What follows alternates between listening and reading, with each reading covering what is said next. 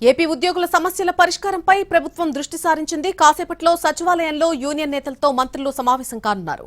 అంశాల వారీగా వారి సమస్యలు, డిమాండ్లు పరిష్కారం కోసం ఉద్యోగ సంఘాలతో చర్చిస్తారు. రావాల్సిన బకాయిలు, డీఏలు, పీఆర్సీ ఇతర అంశాల్లో ఉద్యోగులు వాయిస్ వినిపిస్తున్న క్రమంలో జరుగుతున్న ఈ చర్చలకు ప్రాధాన్యత ఏర్పడింది.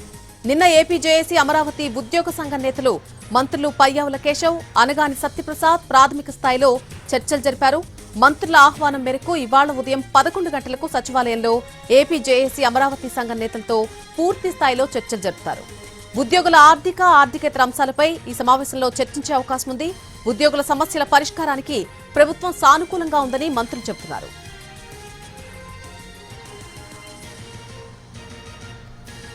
ఏపీ ఉద్యోగుల సమస్యల పరిష్కారంపై ప్రభుత్వం దృష్టి సారించింది. మరి కాసేపట్లోనే సచివాలయంలో యూనియన్ నేతలతో మంత్రులు సమావేశం కాబోతున్నారు. సమావేశానికి సంబంధించి పూర్తి అప్డేట్ తెలుసుకుందాం. మా ప్రతినిధి ప్రసన్న లైవ్ లో జాయిన్ అవుతున్నారు. ప్రసన్న, మరి కాసేపట్లోనే యూనియన్ నేతలతో మంత్రుల సమావేశం ఉండబోతోంది. సో ప్రధానంగా ఏ అంశాలపై మంత్రులు యూనియన్ నేతలతో చర్చించే అవకాశం కనిపిస్తోంది? నళిని, ఆంధ్రప్రదేశ్ జేఏసీ ప్రభుత్వ ఉద్యోగ సంఘ నేతలు, ఇతర ఉద్యోగ సంఘాలు ఇవాళ మంత్రులతో, ఏపీ మంత్రులతో సమావేశం అవుతూ ఉన్నారు. అందులో అనకాని సత్యప్రసాద్, ఆర్థిక శాఖ మంత్రి పయ్యావుల కేశవ్, హోంమంత్రి అనిత కూడా ఉండే అవకాశం కనిపిస్తోంది. ప్రాథమికంగా నిన్న పయ్యావుల కేశవ్, అదేవిధంగా అనగాని సత్యప్రసాద్తో చర్చలు జరిగాయి. గత కొన్ని రోజుల నుంచి ప్రభుత్వ ఉద్యోగులు తమ డిమాండ్ల పరిష్కారానికి సంబంధించి డీఏ పెండింగ్ ఉన్నాయి, ఇతర బకాయిలు పెండింగ్ ఉన్నాయి.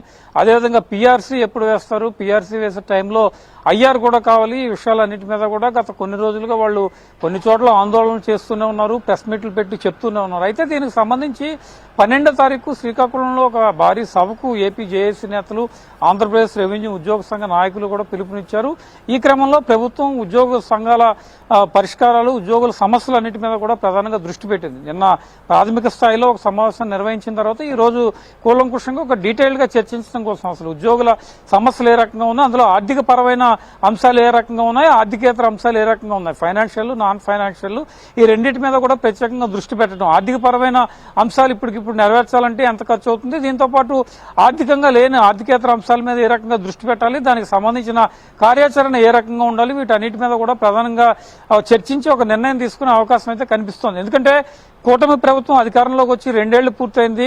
గత కొన్ని రోజుల నుంచి కేబినెట్ సమావేశం జరిగినప్పుడు, లేకపోతే మిగిలిన సందర్భాల్లో ఆంధ్రప్రదేశ్లో ఉద్యోగ సంఘాల నాయకులు ప్రధానంగా తమ డిమాండ్లు పరిష్కరించాలి, తమకు లాంగ్ పెండింగ్ లో ఉన్న బకాయిలన్నీ కూడా క్లియర్ చేయాలి, వీటన్నిటి మీద కూడా కూటమి ప్రభుత్వం మొదట్లో చెప్పింది. తర్వాత కొంత గ్యాప్ వచ్చింది కాబట్టి ఇప్పటికైనా తమ సమస్యల పరిష్కారం మీద దృష్టి పెట్టాలని చెప్తూ ఉన్నారు. అందులో భాగంగానే నిన్న ప్రాథమికంగా చర్చలు జరిగాయి. ఇవాళ కూడా మరోసారి చర్చించి ఒక కీలక నిర్ణయం తీసుకునే అవకాశం ఉంది. ఫైనాన్షియల్ గా ఎంతంత అమౌంట్స్ ప్రస్తుతం నిధులు ఖర్చు చేయవలసి ఉంటుంది, అదేవిధంగా నాన్ ఫైనాన్షియల్ విభాగంలో ఉద్యోగుల సమస్యల పరిష్కారానికి ఏ అంశాలు కావాలి, వీటన్నిటి మీద కూడా ప్రధానంగా ఉద్యోగుల హెల్త్ కార్డ్స్ సంబంధించి కూడా చర్చ జరుగుతుంది. ప్రధానంగా పెన్షనర్ల హెల్త్ కార్డు విషయంలో అక్కడ రియంబర్స్మెంట్ విషయంలో కొన్ని ఇబ్బందులు పడుతున్న పరిస్థితులు కూడా ఉన్నాయి కాబట్టి దానికి సంబంధించి కూడా కూలంకుషంగా చర్చించే అవకాశం ఉంది.